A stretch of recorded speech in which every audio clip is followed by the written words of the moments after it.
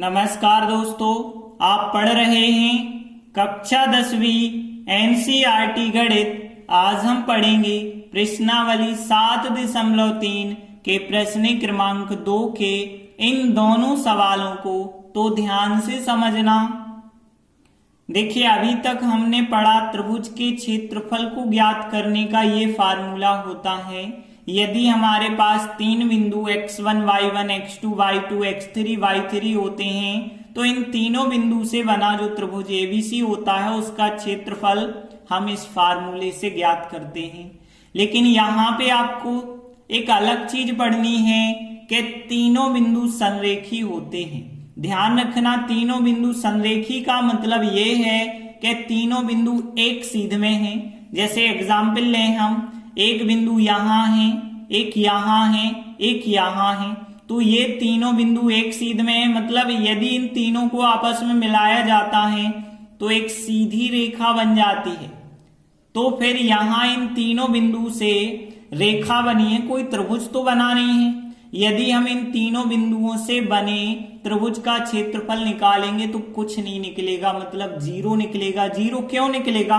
क्योंकि तीनों बिंदु कोई त्रिभुज ही नहीं बनाते, एक सीधी रेखा बनाते हैं। तो ध्यान रखना, यदि तीनों बिंदु एक सीध में हैं तो वो कहलाते हैं संरेखी बिंदु, और संरेखी होते हैं तो फिर त्रिभुज का क्षेत्रफल जीरो होता है। तो देखिए, इसी का पहला सवाल लेते हैं। यहाँ पे हमें तीन बिंदु दिए गए, ये तीनों बिंदु संरेखी हैं और कहा गया है k का मान ज्ञात कीजिए। तो कैसे करेंगे? सबसे पहले हम इन तीनों बिंदु को ए बी सी मान के चलेंगे। तो हम मान के चले, पहला बिंदु ए है, दूसरा बिंदु बी है, तीसरा बिंदु सी है। अब देखिए आगे क्या कहा गया है, ये तीनों बिंदु कैसे हैं? संरेखी हैं। और जब तीनों बिंदु संरेखी हैं तो इसका मतलब यदि हम इनसे बने त्रिभुज का क्षेत्रफल निकालेंगे तो वो जीरो के बराबर मिलेगा। तो इनसे बनने वाले त्रिभुज एबीसी का क्षेत्रफल कितना होगा? फिर जीरो होगा। तो ध्यान रखना, जब भी तीनों बिंदु संरेखी होते हैं तो फिर उनसे बनने वाले त्रिभुज का क्षेत्रफल जीरो के बराबर होता है। अब देखिए, त्रिभुज का क्षेत्रफल जीरो के बराबर है। यहाँ हम फार्मूला रखेंगे त्रिभुज के क्षेत्रफल का। क्या होता है फार्मूला? हमने आपको बताया। कैसे याद रखना है ये तरीका बता रहे हम। तो एक्स वाई माइनस वाई लिखा, फिर हमने एक्स वाई माइनस वाई लिखा, फिर हमने एक्स वाई माइनस वाई लिखा। इस प्रकार से 3 बार हमने एक्स वाई माइनस वाई लिखा है। अब देखिए, यहाँ पे हम 1 लिखेंगे, यहाँ 2 लिखेंगे, यहाँ 3 लिखेंगे। अब यहाँ क्रम बढ़ाएंगे आगे, यहाँ 1 है तो यहाँ 2 आएगा, यहाँ 3 आएगा, 2 के बाद आता है 3, 3 के बाद 4 ऑप्शन नहीं है, वापस 1 आ जाएगा। 3 के बाद ऑप्शन नहीं है 4 का तो 1 आ जाएगा, और 1 के बाद 2। तो ये फार्मूला आप इस प्रकार से याद रखेंगे। अब देखिए, पहला बिंदु है x1 y1, दूसरा बिंदु x2 y2 है, तीसरा बिंदु x3 y3 है। इन सब के मान हमें यहाँ पे जाके रखने होंगे। तो 1/2 लिखा, और x1 का मान कितना है? 7 है। और फिर कोष्टक में y2 माइनस y3, y2 का मान कितना है? 1 है, 1 लिखा। माइनस y3 का मान कितना है? k है, तो k लिखा। फिर आगे प्लस x2 का मान 5 है, 5 लिखा। फिर y3 का मान k है, k लिखा। माइनस y1 देखिए कितना है? -2। एक माइनस ये लगा है तो माइनस माइनस प्लस के 2 हो गए। प्लस x3 का मान कितना है? 3 है, 3 लिखा। y1 का मान -2 है। और फिर माइनस y2 का मान 1 है तो 1 लिखा। तो देखिए, इस प्रकार से सभी मान रखने हैं, और बराबर में कितना चल रहा है? 0 चल रहा है। और आगे सॉल्व करेंगे तो 1/2 लिखते ही चलना है। 7 का 1 से गुणा कर लो तो 7 एकम 7, 7 का माइनस के से माइनस के 7 के, प्लस 5 का k से करेंगे तो यहाँ 5k हो जाएगा। 5 का 2 से किया, 5 दूनी 10 हो जाएगा।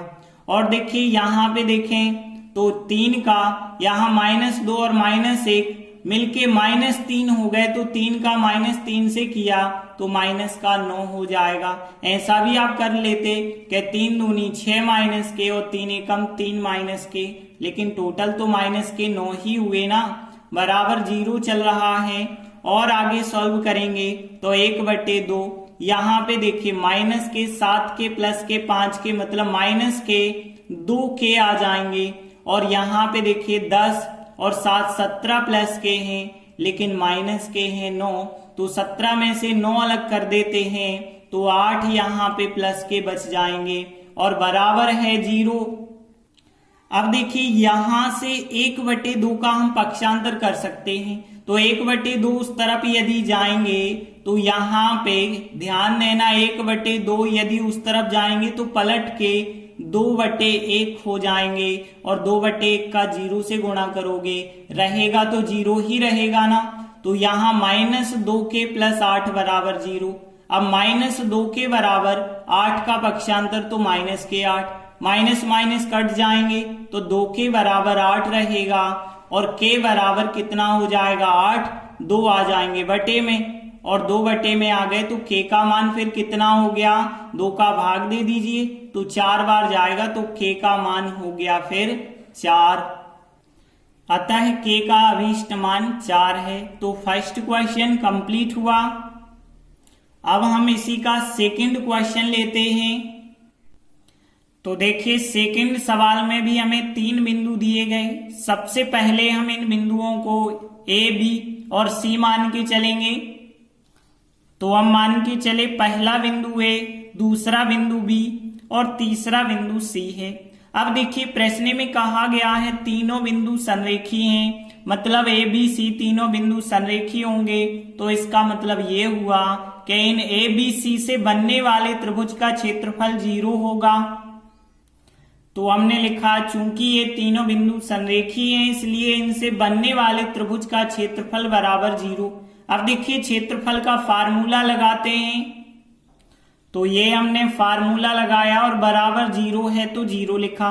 अब देखिए यहाँ पहला बिंदु x1 y1 है और ये वाला बिंदु x2 y2 है और ये बिंदु x3 y3 है। तो इन सब के मान अब हमें इस फार्मूले में रखने हैं। तो 1/2 x1 का मान कितना है 8 है, 8 लिखा। फिर y2 का मान -4 है, -4 लिखा। फिर y3 का मान -5 है और एक माइनस ये लगा है तो प्लस के 5 बन जाएंगे। प्लस x2 का मान कितना है k है। फिर y3 का मान माइनस का 5 है। फिर माइनस y1 का मान कितना है 1 है। प्लस x3 का मान कितना है 2 है। y1 का मान है 1। फिर माइनस y2 का मान -4 और एक माइनस ये है तो प्लस के 4 हो जाएंगे और कोष्टक बराबर 0 चल रहा है। और आगे सॉल्व करेंगे तो 1/2। अब यहाँ पे देखिए 8 माइनस के 4 प्लस के 5 मतलब 1 प्लस का बचेगा और यहाँ के माइनस का 5 माइनस के 1 तो माइनस के 6 हो गए और प्लस 2 यहाँ 4 और 1 जोड़ेंगे तो कितने हो गए 5 हो गए और बराबर चल रहा है 0 के। और आगे सॉल्व करेंगे तो 1/2 यहाँ 8 एकम 8 हो जाएगा। -6 का k से तो माइनस के 6 के और 2 और 5 का गुणा करेंगे 10 हो जाएगा बराबर 0 चल रहा है।